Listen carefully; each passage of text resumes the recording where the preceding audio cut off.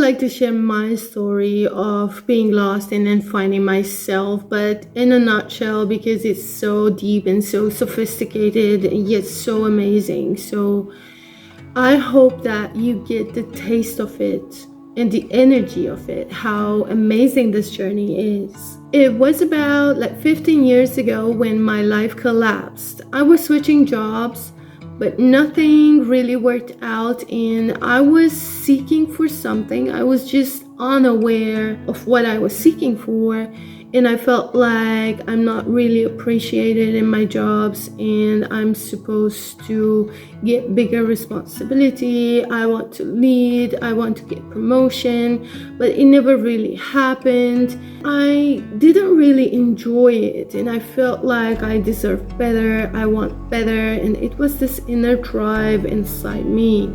Now, what happens when what you have is not getting you to where you're supposed to be? It collapses because it has to get together into another form. So this is what happened. My life collapsed professionally, financially, mentally, emotionally, and I was lost. There was only one path, one way out, which was a training, which was spiritual, was also about personal development, it was the very start of me connecting with myself.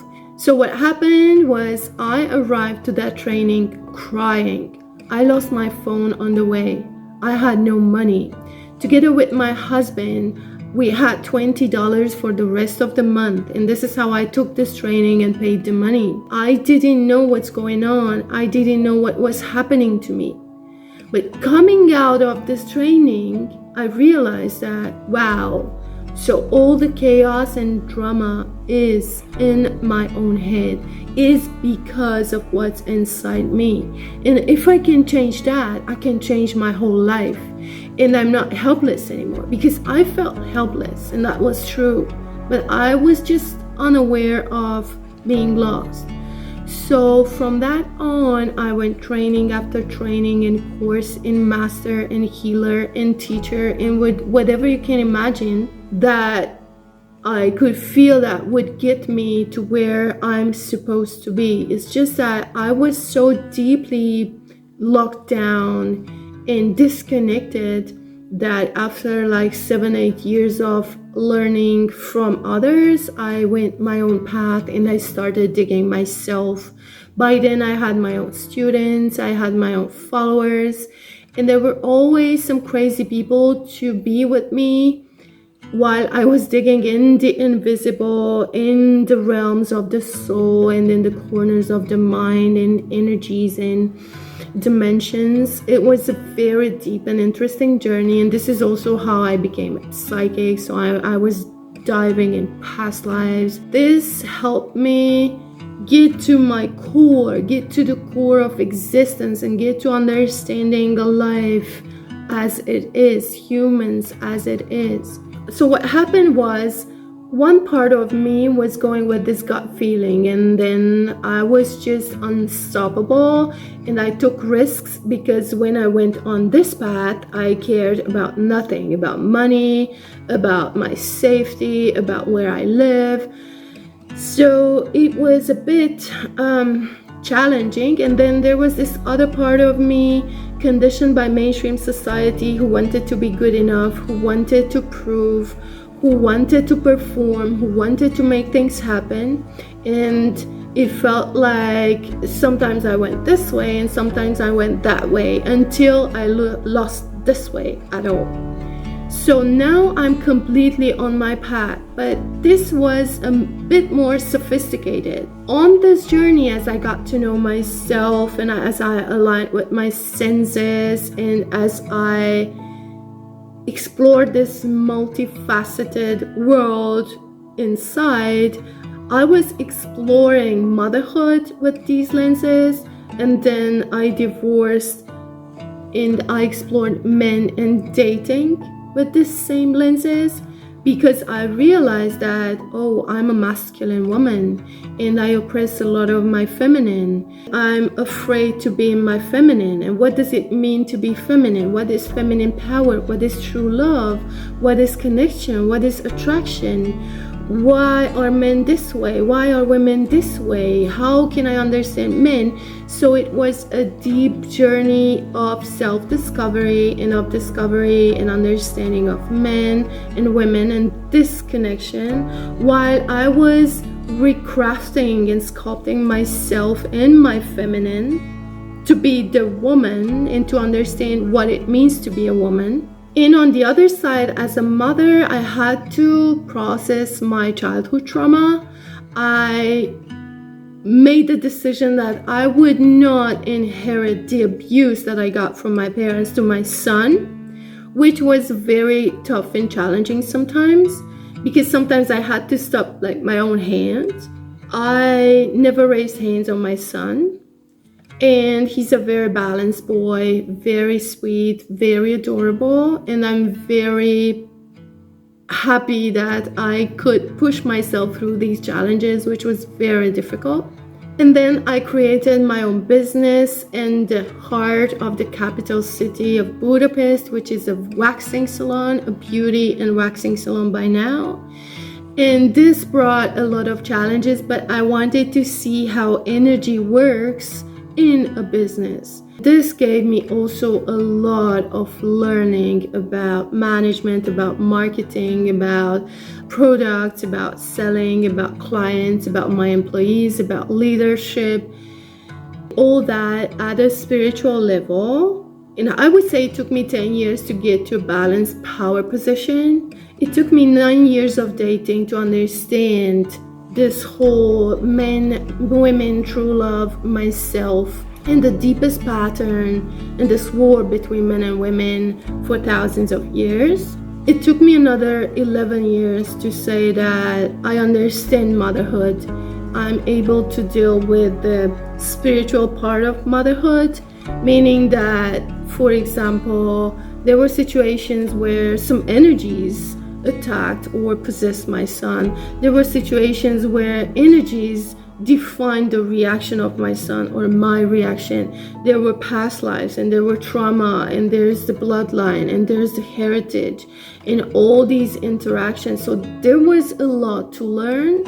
And then there was this other journey, me, the spiritual teacher, the spiritual healer, with my students, with my followers. A lot of people found me who studied healing techniques, self-work techniques, and then they were healers themselves, but they felt like what they learned is not working or they are still stuck.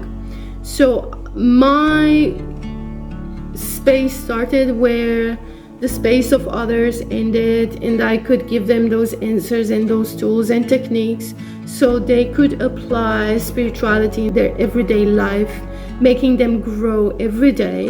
And there was this intention of me to make the world better. So while I was working and while I was doing a lot of live videos on Facebook and I gathered tens of thousands of followers, it was all about me trying to make the world better, trying to make a difference, trying to see people get a broader horizon and an understanding of life.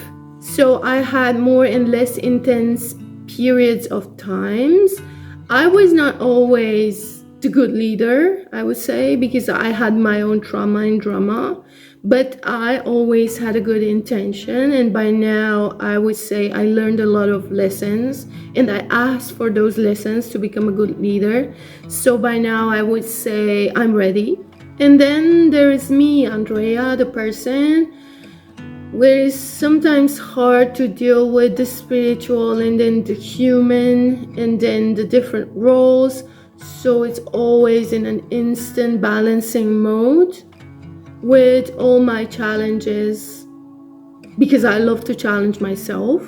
So yeah, I got to a point in my life where I'm very focused, where I even filter my thoughts. So I'm very aware to not waste my thinking on average stuff.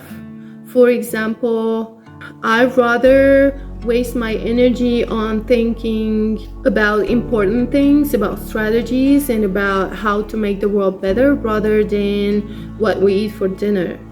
So I'm more spontaneous on that side because I have 24 hours and I need to make use of every bit of energy. I am very conscious about my energy level, so I'm a gym rat and I do a lot of self-work every day.